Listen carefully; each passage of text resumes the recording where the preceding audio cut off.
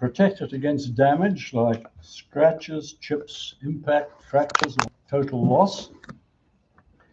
And it should also display the stone to best effect, and preferably to enhance it in the way that a well-designed dress enhances a woman. Now, if a stone is, it's usually cut and polished as a cabochon. That's flat on the back and domed on the top.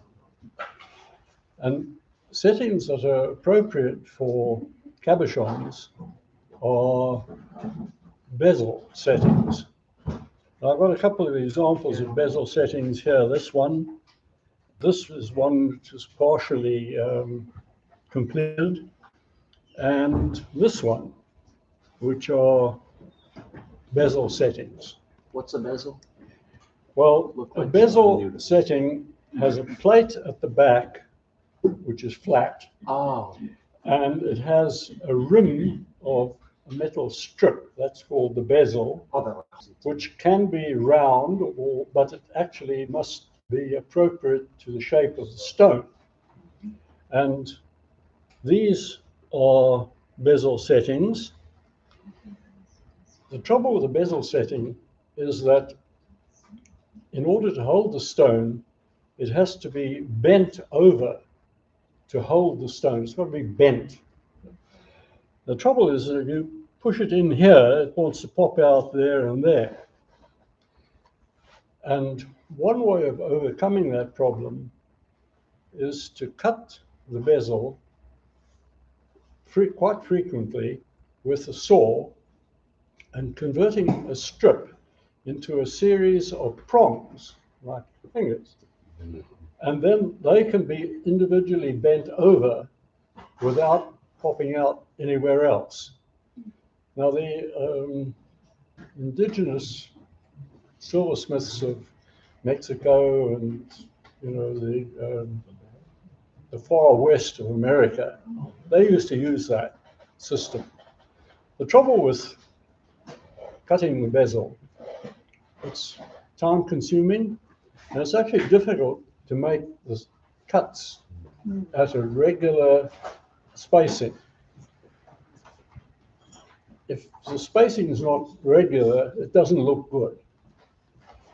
Now, one way of overcoming that is to use what they call a gallery wire for the bezel.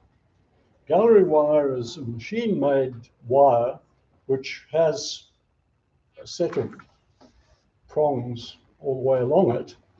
It's machine-made, so they're uniform, and that's actually quite a good way of doing it. I don't have an example of that bezel wire or gallery wire, but there are some samples on this page of this catalogue here, if you'd like to come and have a look at it.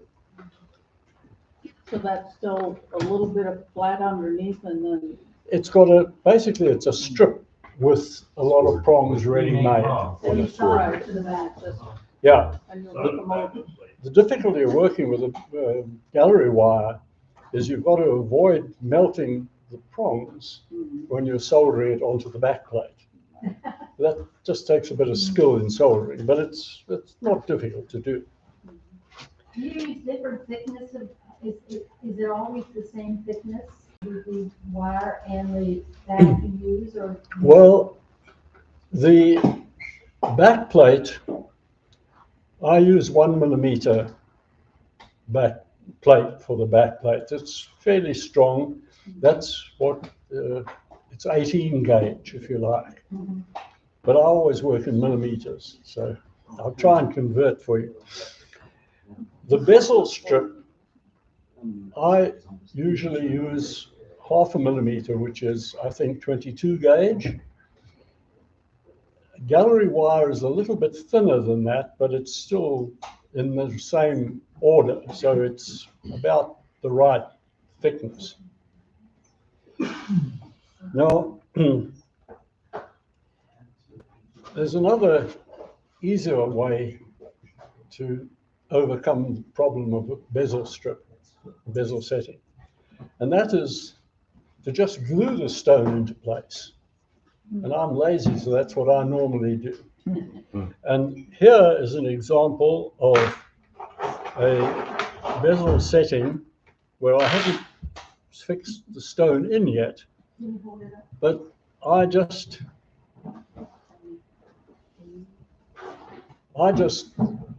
put a few dobs of super glue, ordinary super glue, in the base here, press the stone in, and that's it. The common super glue does have a problem that if it's very cold, it can fracture. But for normal use, it's okay. If you want to get a glued stone out of a set, put it in your freezer and then bring it out, and quickly after you've taken it out, wrap the back of it with like a hammer, tap the back, and the stone will come loose. So don't put your glued in setting into the freezer unless you deliberately want the stone out. Don't hide them there, Now, a thing called a bail to a setting in order to attach the object, the set stone, to a necklace or to a pin for a brooch or for whatever. You've got to fix it to something. And all of these setting ways to do it. I do this. I devised a hook for a necklace like that, so that it comes off. It can be exchanged for a different, like for instance, I could put that one instead. No, See? the hook. Oh, there's a hook? There's a hook there. So that's just the way I do that. Now, something I should mention, when you're fitting the bezel and the stone together, you need to have at least one, but preferably two or more holes in the back of the setting so that you can push the stone out. Because the stone should fit tightly into the bezel, but it shouldn't be slack, but it shouldn't be jammed either. So this one has got round holes in, but this one has a triangular hole, a bigger one. That's quite okay for getting the stone out, but it also makes the whole piece lighter. And if it's a big stone, that's a good idea to make it lighter by saving a bit of silver out of the back. Now, if the stone is a flat slab rather than cabochon, and if it looks good from both sides, it may, see, that basically looks the same from both sides. It's possible to make a bezel strip without a backing plate. That's what I've done with this one. This is just glued in.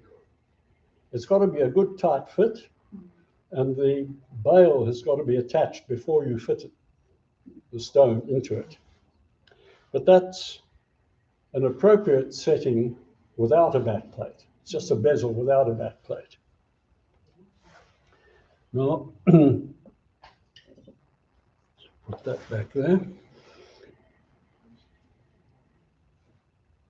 There's another way that I haven't shown where I could have made a groove around the outside of the stone and put a wire into that groove. The trouble with that is that you've got to tighten it somehow to make it fit into the groove. And that usually means you've got to twist it. So you've got to attach the bail first, then you've got to twist it in such a way that you tighten it without making it look too ugly. But that's another way of doing it. Now, if the stone's transparent, you don't want to have a backplate because that obstructs the light passing through it.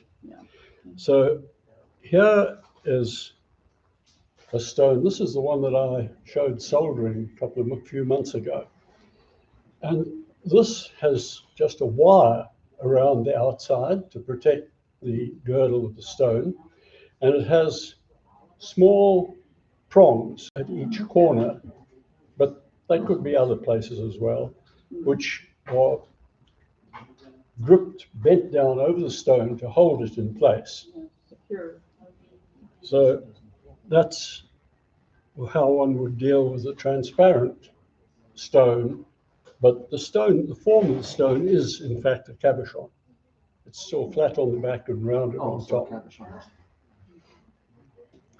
Now, if it's transparent, if the stone is transparent, then you usually want not to have a backplate.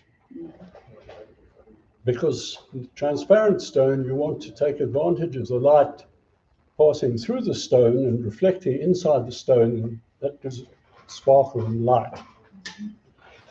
Now, there is one type of transparent stone which is cut and polished as a cabochon, and that's called a rose cut. It's flat on the back and domed on the top like a cabochon, but the doming is not smooth, rounded. It's faceted. It's an old cut, but it's still used quite a lot. And those stones need to have a reflecting surface on the back to reflect the light back out of it. Otherwise, the light goes and gets lost in the backplate. The trouble with that is that that mirror has to be non-tarnishing. You can't get to it to polish it. So you must use something like fine gold. Fine silver will work, but silver, even fine silver, will still tarnish in the right conditions, or if you like, the wrong conditions. You could use aluminium, anodized aluminium would be good. That generally doesn't tarnish. And also plastic, in fact, plastic. Stainless steel, if you use the right stainless steel, yeah, it would work, but to be honest, it's not easily available. You want it very thin, like a foil. You can't buy foil stainless steel. Yeah, that's the So, stainless steel is usually thick. yeah, that's what I was, yeah. Aluminum foils. If a stone is transparent but unfaceted, well, I've showed you that one, yeah. Now, faceted stones, open prong settings are appropriate. And here are two examples of faceted stones in prong settings. These are stones, in fact, I bought these already faceted. I didn't make the stones. I made the silver setting, but not the stones. Now, the prongs are like fingers, and the stone is put down inside of them, and the prongs can be bent over to hold the stone on top of a base. They need a base, and the base can be a wire ring, or it could be a tube or something like that. And the prongs are usually flattened on the inside and rounded, and the tops of them are bent over like fingers onto the top of the stone to hold the stone down. Making a cage like that, the base of the stone, the pavilion of the stone, is deep, usually deep, and the lower ends of those prongs can make a cage to protect it. But it takes a bit of work. You can buy ready-made settings for stones of specific sizes, ready-made. They're made by the factory by lost wax casting. They're relatively cheap. I say relatively because it will be cheaper to buy one to make it than to make it yourself. But they are, generally speaking, a bit cruder than one would hope to do. Some of them don't even have a base ring for the stone to sit on. They have a groove cut on the inside of the prongs, and they just hold the stone as a friction grip. They just grip the stone, and when you push the stone in, it kind of springs in, and it's sprung into that position. That works pretty well, actually. Now, if you have a very deep stone, and those would be stones that are like emerald cut or step cut stones, which are normally quite deep, you need to ensure that the pavilion of the stone, the base of the stone, is protected by some with people elsewhere. Now, if you have a round or brilliant cut stone, one of the alternatives is a tube setting, where instead of prongs, you have a tube, which is the same inside diameter as the circumference of your stone. And that sits on a base, which can be either a smaller tube which fits inside the main tube, or maybe just a jump ring that's soldered inside. The stone is put into the tube, and then the sides of the tube are bent inwards over it to hold the stone down. And here are a couple of examples of that. Well, first of all, there are a pair of earrings, which are, the stones there are not stones, they are amber. Oh. And you see what they look like on the back? So that's one way, one tube setting. That's another one. That's in fact gold. All the rest here are silver, but that is gold, and the stone is a diamond. So that one is, what, 50 odd years old now, and I didn't make this one. I bought this one. It was Christina's engagement ring.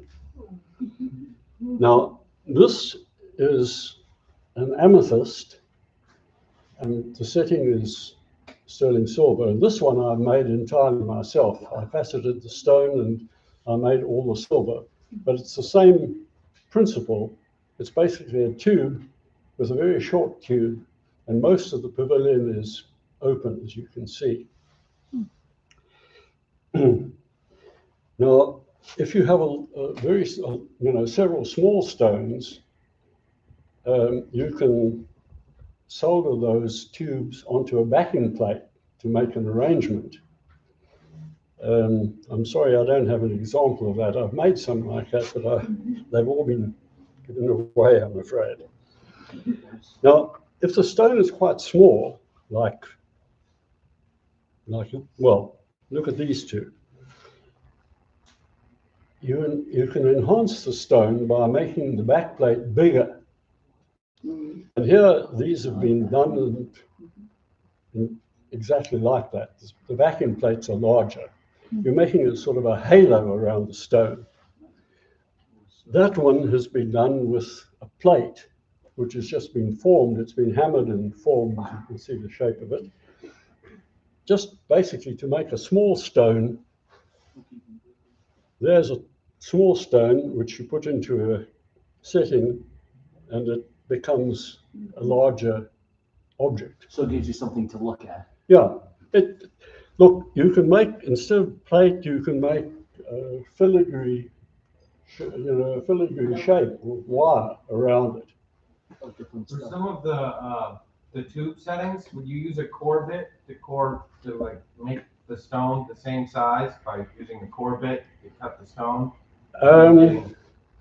If you're making a stone, to fit a tube, you could do that.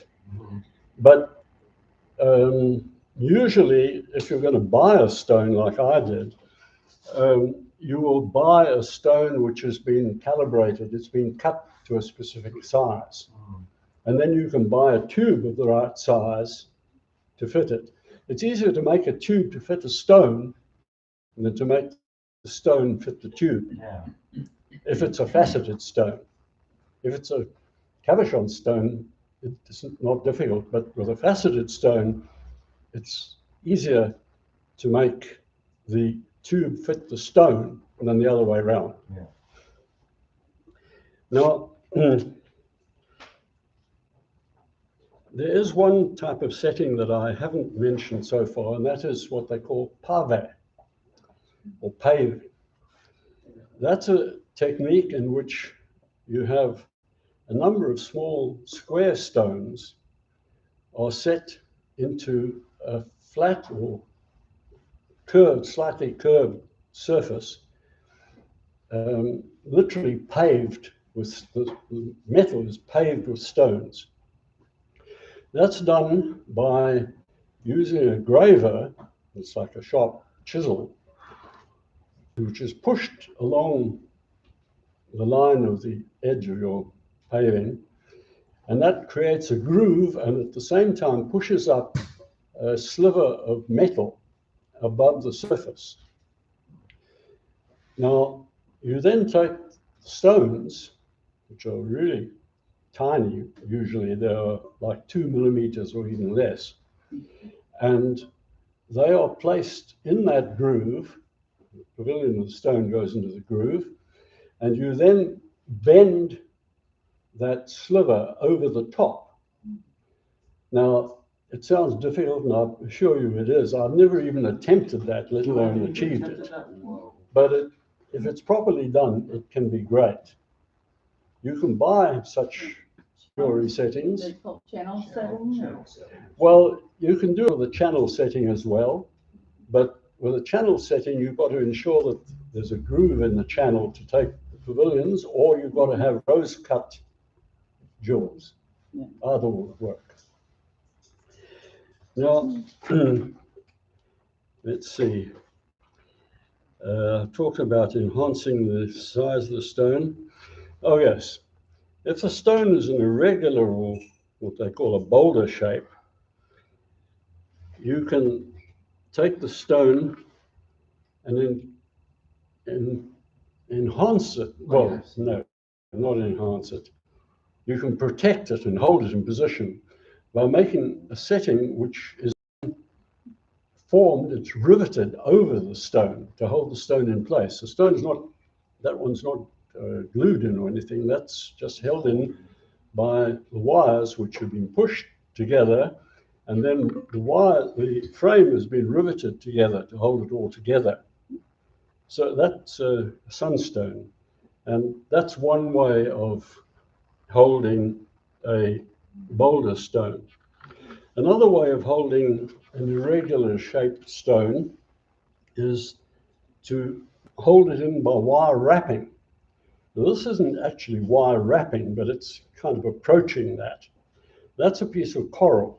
Wow. And the way it's held, it's got like a backbone of plate, and it's then put in position and held in position by wire, which in normal wire wrapping would actually be twisted tight, but here it's been held together by twisted into these little bars which hold the stone in place.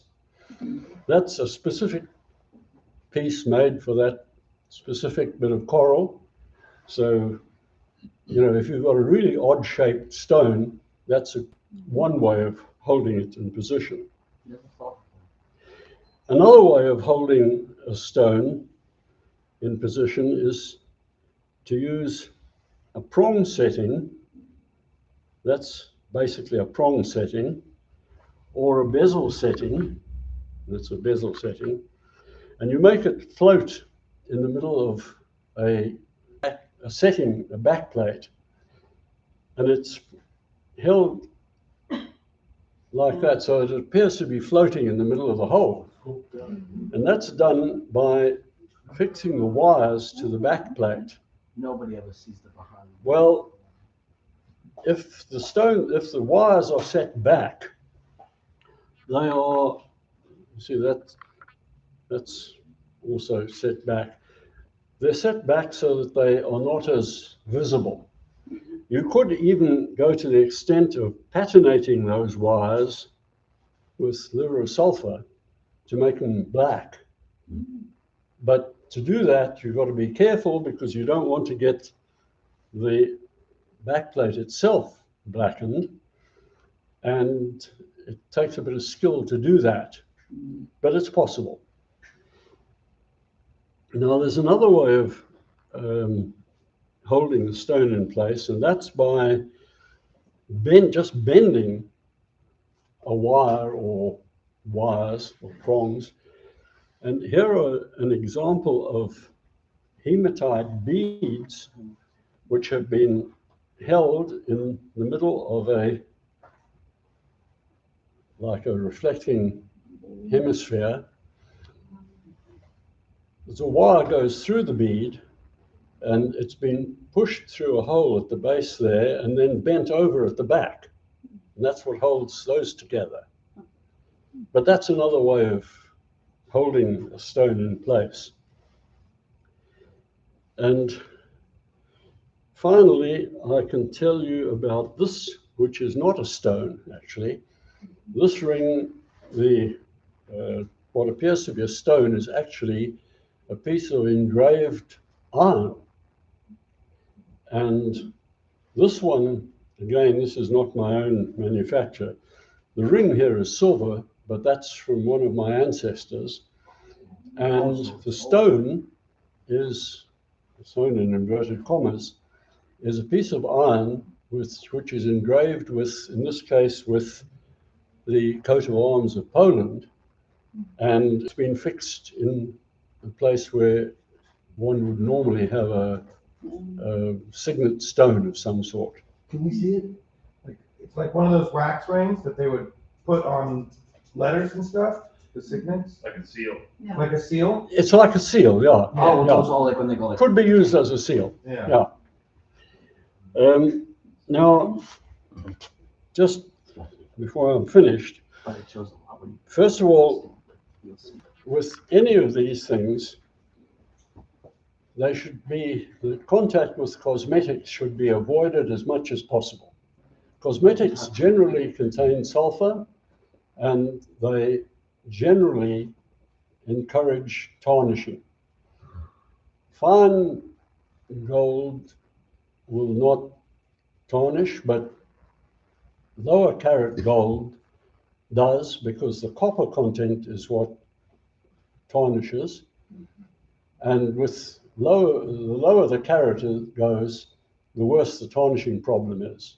So avoid cosmetics as much as possible. I had a girlfriend who had that problem. If she didn't have makeup and wore jewelry, she was fine. But if she wore makeup Yeah. and had jewelry with silver, it would irritate her skin. Yeah, So she wasn't allergic to either one by themselves, but she was allergic to them together. well, that's another whole problem, of course. But there is a problem with whether she's allergic or not. Yeah, The tarnish is still a problem. yeah. Another thing is that with jewelry like this, one should not let children below the age of responsibility. You shouldn't let them handle, and animals too, you shouldn't allow them to handle jewelry. Once they get responsible, fine, you should encourage them to handle it, but handle it with respect and care. Now, you need to keep jewelry in a cool, protected place, and most jewels, most stones are, to greater or lesser extent, they're sensitive to sunlight, believe it or not. And one should not expose jewelry with, stones to sunlight or to artificial light in a cabinet. You shouldn't have your jewelry in a display cabinet which is lit. You should keep it in the dark and bring it out on special occasions. Especially opals. You need to protect it polish it with a polishing cloth and just handle it with respect, with clean and dry hands. Now, tarnished metal can be detarnished easily if you do it often enough. Just polish it with a polishing cloth and restore it to its home, and that'll last like that indefinitely. If it really gets heavily tarnished, you've got to go to more sort of energetic cleaning. But don't use steam or ultrasound cleaning. Many stones are very sensitive to those things. They will shatter without warning even. So if you have a stone that you want to clean, but you don't know what it is, look it up first in a good book on cleaning. And if you're in any doubt, just don't use steam or ultrasound, because too many stones will disintegrate under those conditions. Well, I think that's, and don't tumble them. Don't tumble anything with a stone. Oh, that was scratch. Well, I think that's about it. If anyone's got any questions, I'm happy to answer.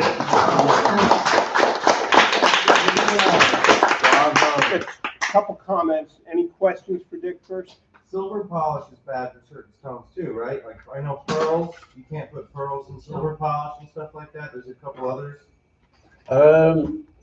Yes, some stones or jewels are vulnerable to damage by polish.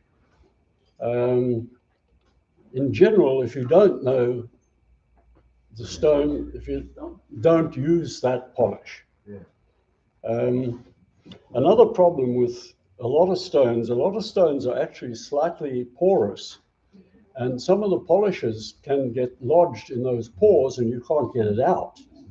So generally speaking, don't use polish onto, wax polish or anything like that on stones unless you know that they're okay with it.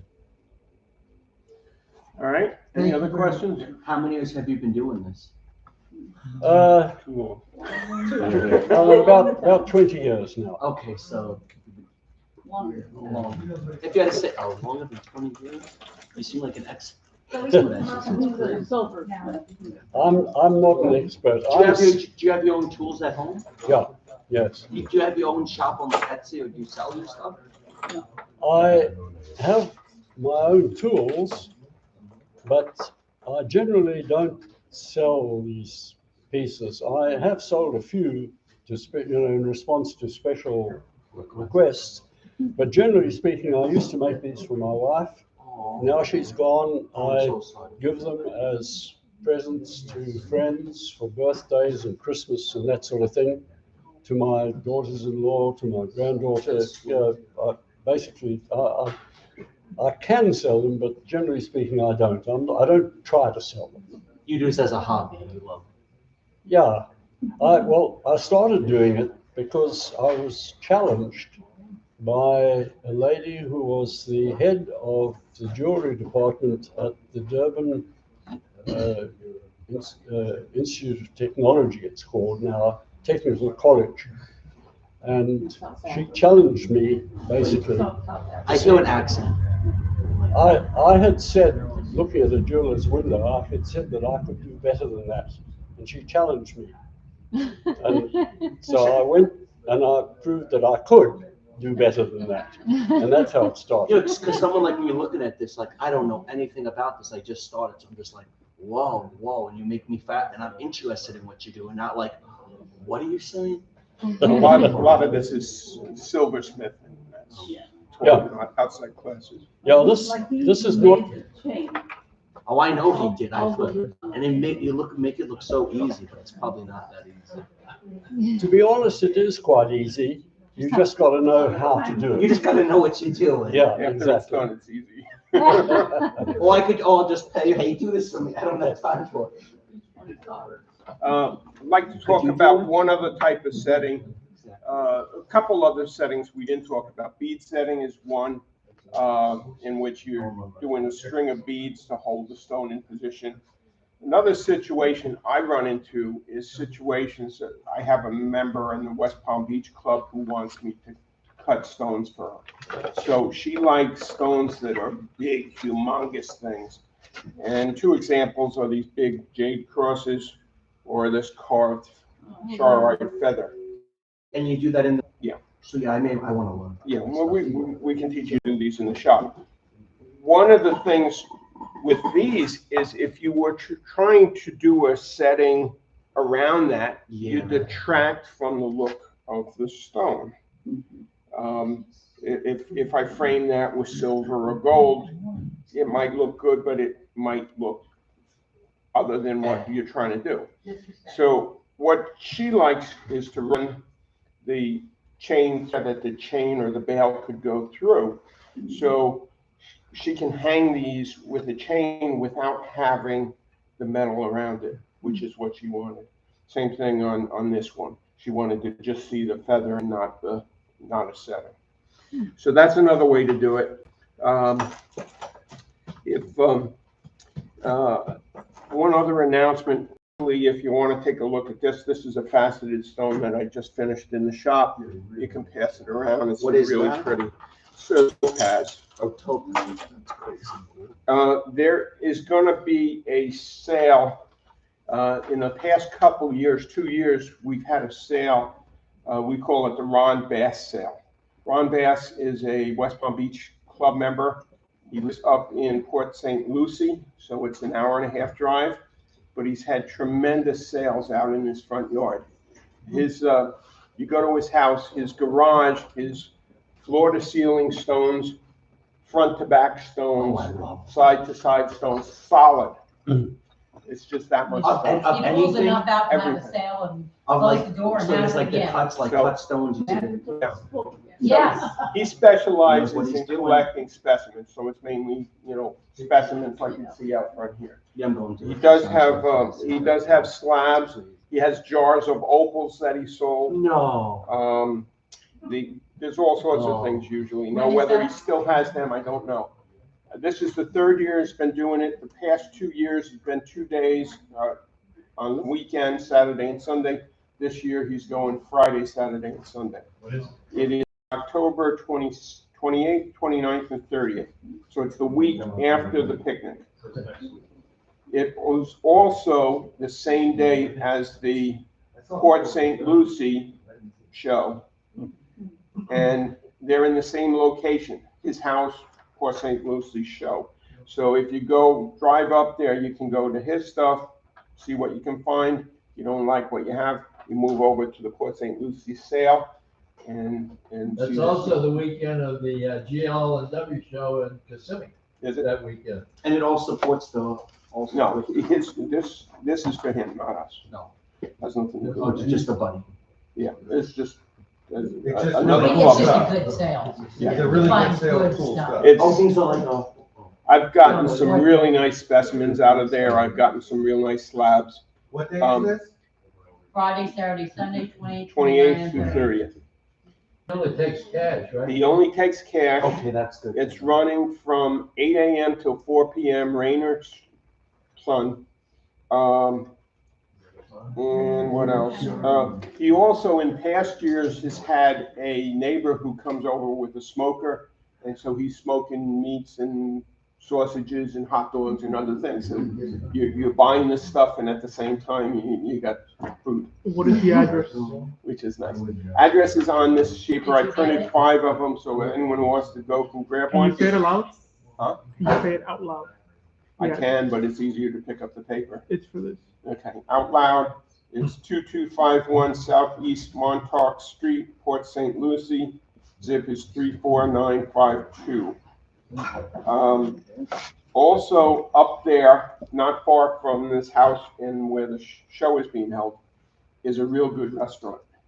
And anyone who goes up there knows this place. It's called Conchi Joe's Seafood. And every time I go up there, Buzz will try to get me to go to this place. I think that was on the Food Network on a guy, Yeah, it's supposed to be excellent. Guy show. Anyway, Yeah. that address is on here too. So you got 3 different things if you want to go to this. But also a reminder in November, there's new people here. Right. In November, the Broward weekend Club. before Thanksgiving is West Palm Beach, show in the amphitheater. It's so worth going. Yes. Are we gonna be there? We're going to be there. Speaking of which, any volunteers to go to that show, you get in free of charge, which saves you like $3 or $4, or Yeah, I already $9. I'd help you move rocks. I It'd probably already be told 10 Sean this I year. would. We're gonna work the 2 days in morning and afternoon shifts. So if you volunteer to do that, you commit yourself to working in the booth for like 4 hours. The rest of the time you wander around the show and do your own thing. But it's a lot of fun because you're dealing with kids, you're dealing with non-stone people. And basically what we do as a club, I'll bring one of my tabbing machines and we'll cut tabs and people watch as you do it. And it's in West Palm. Yes, It's in West at Palm. the amphitheater, Southern Boulevard. And every member goes for free? No, Oh, no. it's $9 each if you volunteer to work at the booth and you have tabbing experience, which you don't, Yeah, I don't know. then you can't do it. But if you have tabbing experience, then you can volunteer to do one of these shifts and save the $9. Yeah, it's not 4 hours straight, it's probably 2 on. Yeah. When I cut a stone, time just flies by anyway. Right. It's gone before you know it. But nice, and the kids that are coming up, are we gonna use your stuff again, Steve? Yeah, Or the I'll have my stuff, but we gotta find out from the West Palm Beach Club is whether they're gonna have small enough stones that the kids can bring to us to polish. That was a problem the last 2 years. They're selling sandstone and things like that. In the past years, they could bring a stone over to us, we'd polish it for the kids. The kids' face lights up, they get to see how it looks rough, how it looks polished, and they And love they get it. excited about rocks. Right, Right. which is all good for us. And then we hand them parents to watch. Right. But lately, they've been cutting corners and selling sandstone and other things that there's nothing we can do with. Oh, sandstone's weak to begin with. It doesn't- You just put it on the internet, they'll get a coupon. I heard about it. Yeah, it's on Facebook, Instagram, you just look them up. Is it a big show? Yeah. Biggest show. biggest It's one been down on there. for 51 years. 55? 55. Is it, so it's a good, so I guess listen, if I go to Transport and I go to the other one. Yeah, it's the best show down here. It's not like Tucson, but Okay, but it's a smaller for event. right? Florida and It's South. the whole fairground, it's big, Oh, it's big? it's big. It's not just a little- It's not multiple shows, it's No, one it'll show. take you 4 hours to walk. Yeah, it's big though, it's the fairground. If you've ever been there, they have circuses there, it's gigantic. I've heard about All right. You want to sign up? They also have speakers. Let me know. Yeah, they do. About different Saturday or kinds of Sunday things. morning or. And they- So either go on their website, go to Facebook, and they'll give you a schedule of the speakers that they have. It's Because a also, lot of the guys are really cool. it's really cool to bring kids because they have these things where you do the mining, what's it called, with the water, with the seeds. Sluicing. Sluicing, yeah, and then they do they do one for fossils and they do one for rocks. And then they do the geode breaking with the big chains that they wrap around it and they pop them for the kids. And in past years, they've done a lot of dinosaur stuff. Yeah, Oh, my kid loves it. My kid is bored when coming here. Yeah, absolutely. My kid loves the show. Oh, wow. All right, any other questions or can we wrap it up? All right, we're out of here. Here. Thanks again, Dick. If anyone wants to have a look at